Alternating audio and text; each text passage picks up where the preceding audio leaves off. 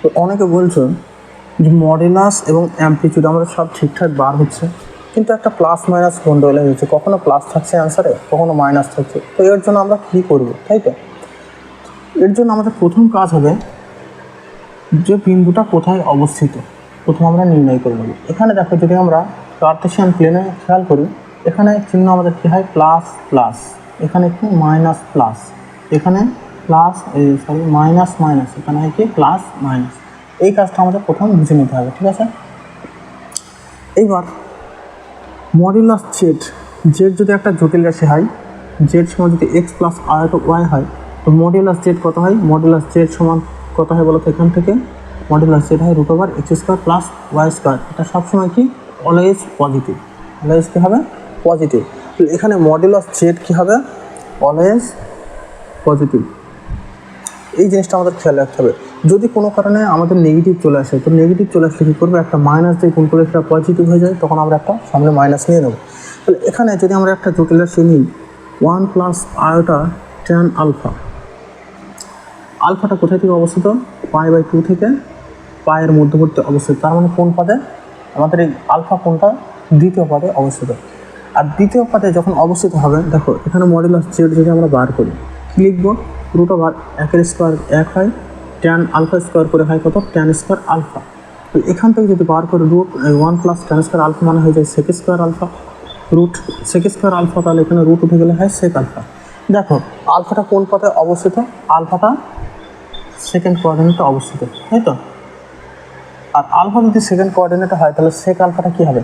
এটা একটা নেগেটিভ মান, এটা কী হবে? মাইনাস মান। তাহলে এটা যদি নিজে নেগেটিভ হয়, আমি বলেছি মডুলাস জেড কী হয়? পজিটিভ হয়। যেটা মডুলাস জেড হবে কি? পজিটিভ, কিন্তু এখানে সেক আলফাটা কি? নেগেটিভ। তার মানে এখানে আমরা কি নিয়ে নেবো? একটা মাইনাস। এটাই হবে আমাদের মডুলাস। আরও উদাহরণ একটা যদি নিই, আমি আরেকটা উদাহরণ নিয়ে নেব।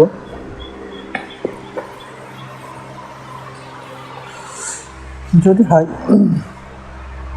জেড সমান 1 প্লাস আরটা ট্যান 3π/5, ঠিক আছে? এটা 3π/5। এখানে আমরা খেয়াল করে নেব মডুলাস জেড সমান কী হবে? Root over 1 plus tan square 3π/5।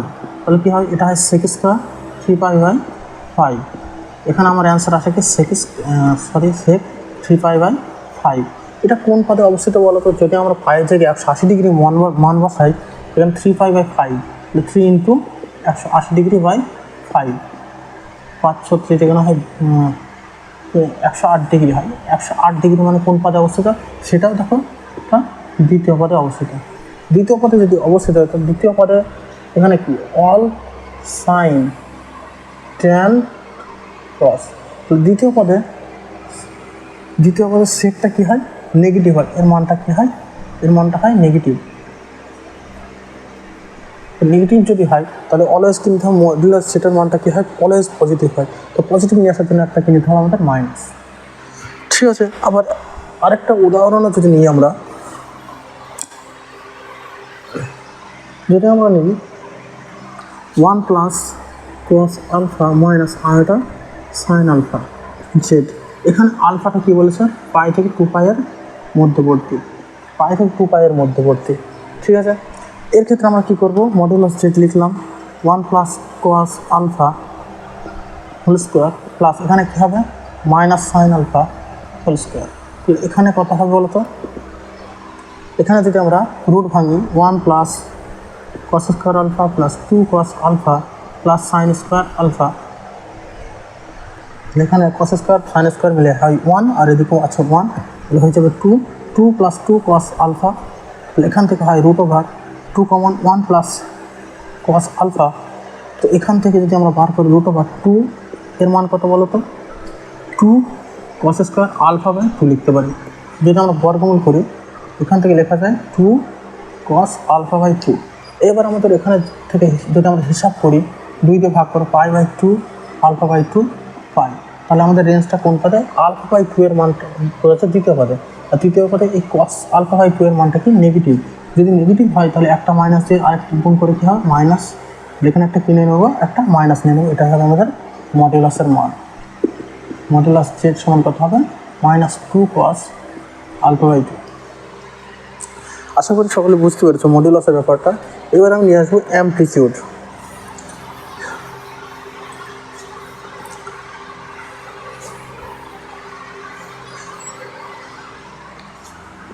এবার আমি আলোচনা করবো অ্যামপ্লিটিউড। তো অ্যামপ্লিটিউড বার করার জন্য আমরা কতগুলো জিনিস খেয়াল করবো, ঠিক আছে। এখানে যদি একটা জটিল রাশি জেড হয়, সেটা লিখলাম আমি এক্স প্লাস আর ওয়াই। তাহলে এটা কোন পদে অবস্থিত? যদি বিন্দু আকার লিখি তাহলে হবে এক্স কমা ওয়াই, এটা হচ্ছে প্রথম পদে, ঠিক আছে। যদি জেড সমান এমন হয় মাইনাস এক্স প্লাস আর ওয়াই, তা কি লিখবো বিন্দু আকার এক্স মাইনাস এক্স কমা ওয়াই, এটা কোন পদে অবস্থিত? দ্বিতীয় পদে অবস্থিত। যদি এমন হয় মাইনাস এক্স মাইনাস আর ওয়াই, সেখানে আমি বিন্দু আকার লিখলে minus x comma minus y, এটা কোন পদে? তৃতীয় পদে। যদি জেড সমান এমন হয় এক্স মাইনাস আর ওয়াই, সেখানে কি লিখবো এক্স কমা মাইনাস ওয়াই, তাই তো। তাহলে এই বিন্দুগুলো কোন পদে অবস্থিত? এটা প্রথম পদে, এটা দ্বিতীয় পদে, এটা তৃতীয় পদে, এটা চতুর্থ পদে। তো তার মানে কি, আমরা চারটে যে পদে অবস্থিত হবে তার আর্গুমেন্ট কী হবে? আলাদা হবে, ঠিক আছে। তো এর জন্য আমাদের প্রথমে ধরে নিতে হবে যে আমরা একটা আর্গুমেন্ট ধরে নেবো থিটা। সে আর্গুমেন্টের উপর যখন ট্যান লাগানো হবে, এই থিটাটা কোথায় অবস্থিত? থিটাটা আমি ধরে নেবো প্রথম পদে অবস্থিত, সেই হিসাবে আমি অঙ্কটা এগিয়ে যাব, ঠিক আছে। আর যে একটা বিন্দু যে পদে অবস্থিত হোক, তার চিহ্নগুলো বাদ দিয়ে, তার সেই পদের চিহ্নটা বাদ দিয়ে আমরা কি ধরে নেবো? সেটা প্রথম পদে কত থাকে বিন্দুটা, সেটা আমরা হিসাব করবো।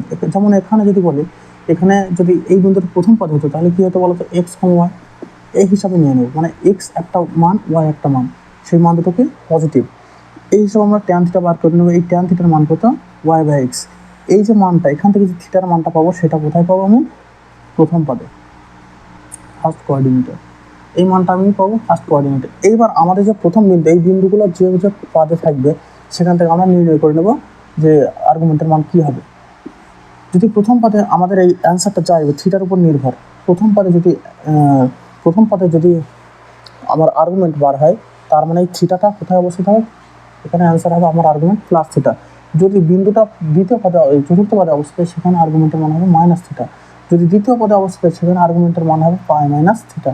যদি আমার আর্গুমেন্টটা বিন্দুটা চতুর্থ পদে অবস্থিত হয়, তাহলে আর্গুমেন্টের মান হবে মাইনাস পাই প্লাস থিটা। আসল বিষয় হচ্ছে এখান থেকে শুরু করে আর্গুমেন্টের মান, মুখ্য আর্গুমেন্টের মান কত দূরে আসতে পারে? 180 ডিগ্রির সামান্য কম। কিন্তু উল্টো দিকে কী হবে? নেগেটিভ সাইড কাটে 180 ডিগ্রি পর্যন্ত যেতে পারে, ঠিক আছে। অ্যামপ্লিটিউডের জন্য স্পেশাল জিনিস হচ্ছে কোন পদ অবস্থিত, সেটা অবশ্যই আমাদের জানতে হবে, এবং প্রতিটা পদের চিহ্নগুলো আমাদের খেয়াল রাখতে হবে। সেই পদের চিহ্নের সঙ্গে মিল করে নেবো আমরা, সেটাই হবে আমাদের প্রথম কাজ। তো যদি একটা জটিল রাশি হয়, আগের যে এক্সাম্পলগুলো নিলাম, সেই উদাহরণগুলো যদি আমি নিই, 1 প্লাস কত নিলাম? Cos alpha minus alpha sine alpha. যদি এর ক্ষেত্রে বলা হয় এর অ্যামপ্লিটিউড, এর জন্য আমরা কী করব? একটা জেড জটিল রাশি যদি হয়, সেটাকে আমি লিখতে পারি এক্স প্লাস আর ওয়াই। যদি হয়, সেখান থেকে ট্যান থিটা সমান কত লিখতে পারি? Y by x. কিছু দেখবো না এর চিহ্ন কী আছে, এর চিহ্ন কী আছে, কিছুই দেখবো না, আমরা চিহ্ন ছাড়াই লিখে দেবো। শুধু চিহ্ন ছাড়া বলতে এখানে বুঝতে হবে যে কোন পদে অবস্থিত, সেটাকে বুঝতে হবে। আর সেই পদের চিহ্ন বোঝার পর আমরা শুধু মানটা নিয়ে নেব। এখানে কি, যদি বিন্দু আকার লিখি, কোথাও 1 plus cos alpha comma minus, এটা মাইনাস সাইন আলফা। আচ্ছা, এখানে দেখো, যদি ট্যান থিটা আমরা বার করি, ট্যান থিটা যদি বার করি, আমরা বলেছি প্রথমে কোন পদে অবস্থিত সেটা নির্ণয় করতে হবে। দেখো, কস আলফা প্লাস হলেও টোটালটা প্লাস হয়, cos theta negative, cos alpha negative হলেও সেটা সর্বোচ্চ কত হয়? 1 হয়। 1 মাইনাস 1 হয়, মাইনাস সর্বনিম্ন মাইনাস 1 হলে সেখানে কোথায় 0 হয়। এটার মান কী হবে? Always positive. এবার এটাই আসি, এখানে আলফাটা বলেছে পাই থেকে 2 পাইয়ের মধ্যবর্তী, তার মানে কী বলতে হয়? তৃতীয় অথবা চতুর্থ পদে অবস্থা। তৃতীয় বা চতুর্থ পদে সাইন আলফার মানটা কী হয়? নিজে নেগেটিভ হয়, নিজে কী হয়? সাইন আলফার মানটা নেগেটিভ। আর সেই নেগেটিভ আর এই নেগেটিভ কী হয়ে যায়? পজিটিভ। তার মানে প্লাস প্লাস। বিন্দুটা কোথায় অবস্থিত? এই যে টোটাল বিন্দুটা আমরা নিয়েছি, এই বিন্দুটা কোথায় অবস্থিত? এটা আমাদের অবস্থিত হবে প্রথম পদে,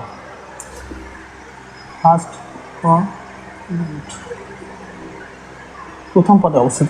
আর প্রথম পদের চিহ্ন আমরা জানি প্লাস প্লাস, প্লাস প্লাস। তাহলে যদি প্লাস প্লাস আকারে আমরা মিল করতে চাই, এই বিন্দুটাকে আমাদের কীভাবে লিখতে হবে? বিন্দুটাকে আমরা লিখবো plus 1 plus cos alpha comma, এখানেও যেহেতু প্রথম পদে সেহেতু প্লাস নিয়ে নেবো, তাহলে এখানে মাইনাস সাইন আলফা। তাহলে আগে যে আমি বলেছিলাম যে ওয়াই বাই এক্স, এখানে ওয়াই মানে হচ্ছে মাইনাস সাইন আলফা। অনেকের মনে হতে পারে এখানে তো আমি শুধু সাইন আলফা নিতে পারতাম, কিন্তু নিতে হবে পাদের চিহ্ন হিসেবে, কোন পাদে অবস্থিত সেই পাদের চিহ্নটা আগে রেখে দিতে হবে, তারপরে বাকি যেটা থাকবে এই এক্স এবং ওয়াই হিসেবে থাকবে। তাহলে ট্যান আলফা সমান কত হবে minus sine alpha by 1 plus cos alpha. এখানে হবে minus 2 sine alpha by 2 cos alpha by 2, নিচে থাকবে 2 কস স্কোয়ার আলফা বাই 2। কেটে গিয়ে কত থাকে 2 2 কাটা, এখানে একটা করে কস কেটে যাবে, থেকে যাবে নিচে একটা কস উপরে একটা সাইন, তাহলে হয়ে যাবে মাইনাস ট্যান আলফা বাই 2। এবার এদিকে মাইনাসটা যদি আমরা ভিতরে ঢোকাতে চাই, ঠিক আছে, ভিতরে ঢোকালে কথা হবে tan pi minus alpha by 2।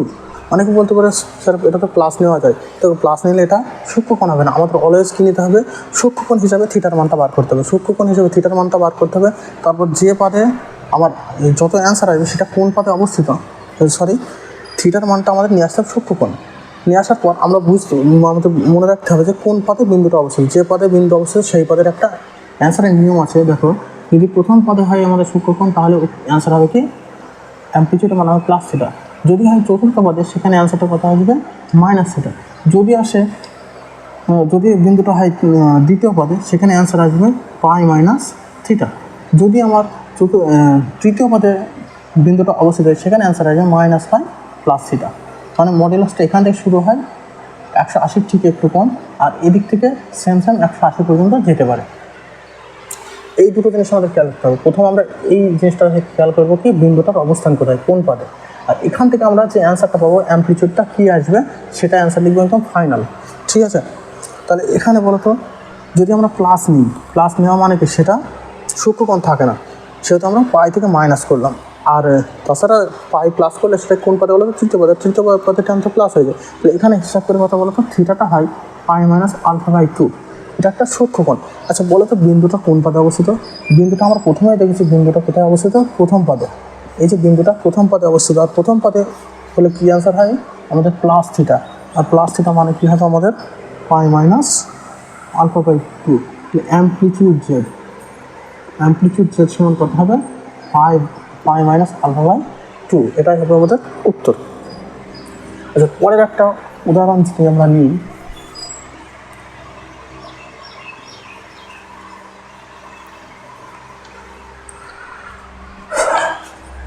আচ্ছা নিলাম 1 প্লাস আলফা ট্যান আলফাটাই বলি। আচ্ছা এখানে আলফাটা কি বলেছিল, এখানে আলফাটা বলেছিল পাই বাই 2 থেকে পায়ের মধ্যবর্তী, তার মানে এটা কোন পাদে, এটা হচ্ছে দ্বিতীয় পদে অবস্থিত। আর দ্বিতীয় পদে যদি অবস্থিত, এখানে যেমন বিন্দু আকার যদি লিখি 1 ট্যান আলফা। আচ্ছা বলো এটা কি বলো তো, এটা কোন পদে অবস্থিত, এখানে যদি আমরা বিন্দু আকার হিসাব করি এটা হবে প্লাস, ভালো। ট্যান আলফা, আলফাটা দ্বিতীয় পদ, আর দ্বিতীয় পদের ট্যান আলফার মান কী হয় নেগেটিভ হয়, তাহলে এখানে কি চিহ্ন হবে প্লাস মাইনাস মানে এই বিন্দুটা কোথায় অবস্থিত, এই বিন্দুটা অবস্থিত আমাদের চতুর্থ পদে। এই জিনিসটা আমাদের খেয়াল রাখতে হবে, বিন্দুটা কোন পদে অবস্থিত, চতুর্থ পদে। এইবার আমরা চতুর্থ পদে যদি হয়, চতুর্থ পদের মতো করে চিহ্নটা হিসাব করে নেবো। তাহলে এখানে কি +1, চতুর্থ পদের চিহ্ন যেমন থাকে প্লাস মাইনাস, তাহলে সেই হিসাবে আমরা চিহ্নটা হিসাব করে নেব। সেখান থেকে আমরা বুঝতে পারবো এক্সের মান কত, ওয়াইয়ের মান কত। তাহলে এক্সের মান কত +1, এবার ওয়াইয়ের মানটা আমরা হিসাব করে নেবো। এখানে মাইনাস চিহ্নটা যেহেতু আছে চতুর্থ পদে, মাইনাসটা আমরা দিয়ে নেবো। তো যদি এখানে একটা মাইনাস দেওয়া হয়, নিশ্চয়ই ভিতরে একটা মাইনাস হবে, হিসাবে মাইনাস ট্যান আলফা। তাহলে এইবার বলো তো এক্সের মান কত, ওয়াইয়ের মান কত, এক্সের মান হয় 1, ওয়াইয়ের মানটা কত হয় মাইনাস ট্যান আলফা। তাহলে এখানে ট্যান থিটা সমান আমরা কত লিখবো, মাইনাস ট্যান আলফা বাই 1। তো এখান থেকে হয় 1টা ছেড়ে দিলাম আমি, মাইনাসটাকে যদি ভিতরে ঢুকিয়ে দিই কত হয় বলতো, আগের মতোই পাই মাইনাস আলফা। তাহলে থিটা সমান কত আসলো আমার থিটা সমান কত আসলো পাই মাইনাস আলফা, আমার থিটাটা কত আসলো পাই মাইনাস আলফা। এবার আমাদের বলতো বিন্দুটা কোথায় অবস্থিত, বিন্দুটা হচ্ছে চতুর্থ পদে অবস্থিত। আর চতুর্থ পদে যদি হয় তাহলে মাইনাস থিটাটা কত হয় বলো, থিটা সমান পেয়েছি পাই মাইনাস আলফা, মাইনাস থিটা সমান কত হয় মাইনাস পাই প্লাস আলফা, তাই তো। তাহলে এখানে কী হবে আমার অ্যামপ্লিটিউড জেড সমান হবে মাইনাস পাই প্লাস আলফা, ঠিক আছে। আরও একটা উদাহরণ আমরা দেখি, পরের যে এক্সাম্পলটা আছে 1 প্লাস আরটা এখানে 3 পাই বাই 5 আছে, তাই তো। খুব মজার জিনিসটা এখানে দেখো, আগে কী ছিল বলতো আলফা হিসাবে দেওয়া ছিল, এখানে কোনটা সরাসরি দেওয়া আছে 3π/5। এটা মান যদি আমরা বার করি 3π/5, যদি আমরা পাই থেকে 180 ডিগ্রি বসাই সেখান থেকে অ্যান্সার কত পাবো, এটা 108 ডিগ্রি।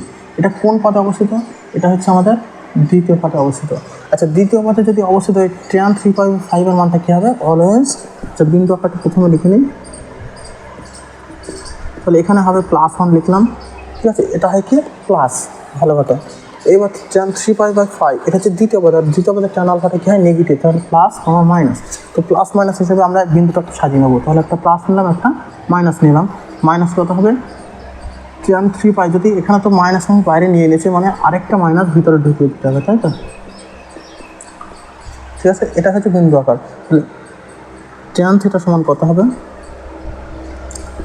-tan 3π/5/1, ওয়ানটা লিখলাম না, এখানে tan কত হয় 5 - 3π/5, যদি আমরা বিয়োগ করি কত হয় tan 2π/5। তো এখান থেকে আমরা থিটা সমান কত, থিটা সমান হয় 2π/5।